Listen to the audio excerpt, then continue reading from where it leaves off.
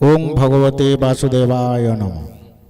प्रिय दर्शक बंधु, कहीं केते पीढ़ी रही भागवत मेलण आमे तो जानिनु। आमर वैज्येष्ठ मानक कथा अनुसार मेलण यात्रा आपन पूर्वपुरुष केबेठारु आरंभ होला आपन देखिबारे? मु तो पिलार दिन देखुचे, मो बापा आजा कहते आमे आम पिलार दिन देखुचु।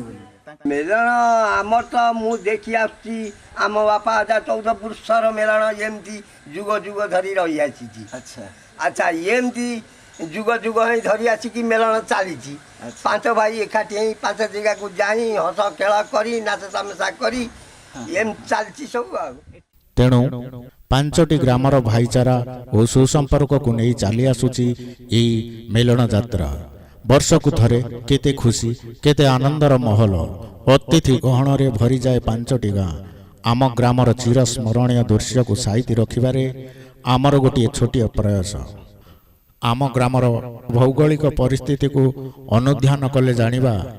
आम ग्रामर पूर्व दिगरे हरिजनपड़ार अधिष्ठात्री माँ मंगला विराजित, पश्चिम रे रहिले नीलाद्री बिहारी श्री जगन्नाथ मंदिर, दक्षिण रे बही जाइछि अलका नदी, उत्तर रे बालिकुदा महाविद्यालय, ग्रामर आरंभ रे वैष्णव बाबा आश्रम, निकटरे आम पाठशाला, मध्य भागरे रहिले ग्राम देवती माँ हरचंडी, महादेव मंदिर, वासुदेव ओ साधु गोसाई बाबा हरिवलंक पीठस्थली।